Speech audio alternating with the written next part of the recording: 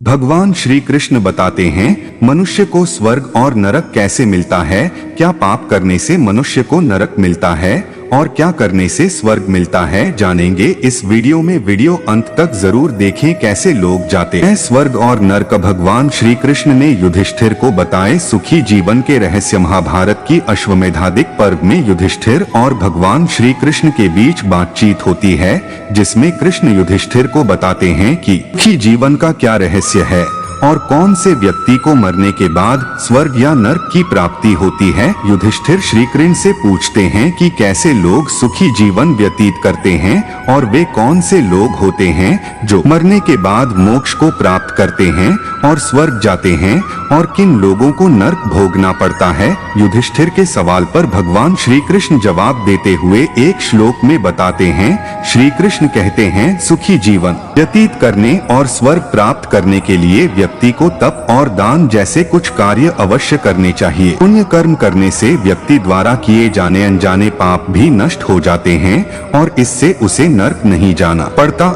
दान करना व्यक्ति का सबसे बड़ा पुण्य कर्म माना जाता है। श्रीमद् भागवत गीता में भी इस बात का जिक्र किया गया है कि जो व्यक्ति जरूरतमंदों को हमेशा दान करता है और दान का हिसाब किताब नहीं रखता अथवा गुप्त दान करता है, उसे पुण्य कर्म की प्राप्ति होती है। ऐसे व्यक्ति के सभी पाप कर्म भी नष्ट हो जाते हैं और मरणोपरांत उसे स्वर्ग की प्राप्ति होती है। श्री कृष्ण युधिष्ठिर को बताते हैं कि मनुष्य का मन चंचल होता है और वह इधर उधर भटकता रहता है, लेकिन ऐसा मनुष्य जिसका मन बस में नहीं रहता और अत्यधिक महत्वाकांक्षा वाला होता है, वह अपनी इच्छाओं को पूरा करने के लिए कोई भी गलत कार्य कर सकता है। ऐसे व्यक्ति अपने कार्यों की वजह से नरक भोगते हैं।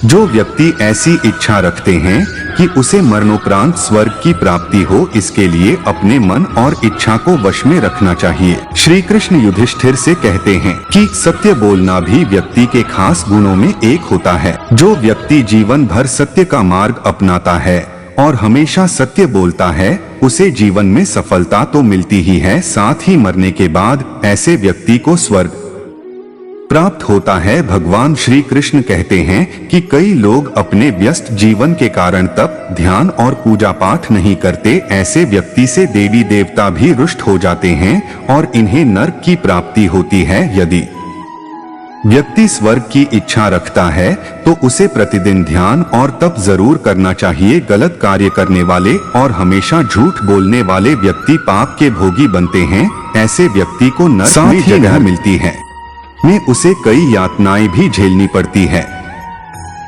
स्वर्ग और नरक की चर्चा करने की क्या जरूरत है। मानव का मन ही स्वर्ग और नरक है। कर्मफल और स्वर्ग नरक। अगर स्वर्ग और नरक हमारे मन में हैं, तो क्या अपने कर्मों का फल भी हमें फौरन मिल जाता है। यह सवाल इसलिए उठता है क्योंकि अक्सर कहा जाता है कि इस जन्म के कर्मों के फल अगले जन्म में भोगने होंगे। इस बारे में महाकवि वाल्मीकि का कथन है, जैसे विष मिश्रित अन्न का परिणाम तुरंत ही भोगना पड़ता है, उसी प्रकार किए गए पाप कर्मों के फल भी शीघ्र मिलते हैं। यही सच है। जो भी पाप कर्म मनुष्य करता है, उसके विचार और विकार पहले उत्पन्न होते हैं।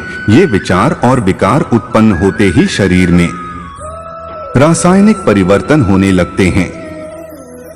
जैसे क्रोध आने पर शरीर में जलन होने लगती है, अंग फड़कते हैं, आंखें लाल होने लगती हैं। यह सब क्या है? यह विकार उत्पन्न होने का दंड है।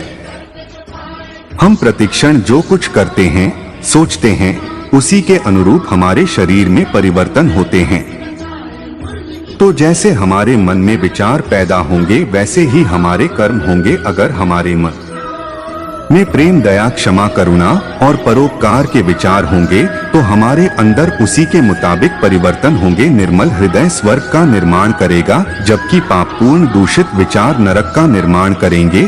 और हमारा चरित्र, जीवन का पूरा कार्यकलाप इसी के अनुसार तय होगा। दोस्तों, आज की वीडियो यहीं पर समाप्त होती है। वीडियो अच्छी लगी हो तो लाइक करो और ऐसी ही ज्ञानवर्धक वीडियो देखने के लिए हमारे चैनल को सब्सक्राइब करो। कमेंट में जय श्री कृष्णा जरूर लिखकर जाना और उम्मीद करेंगे सभी लोग ठीक होंगे। हमारी तरफ से सभी लोगों को तहे दिल से धन्यवाद। फिर मिलेंगे एक नए वीडियो के साथ।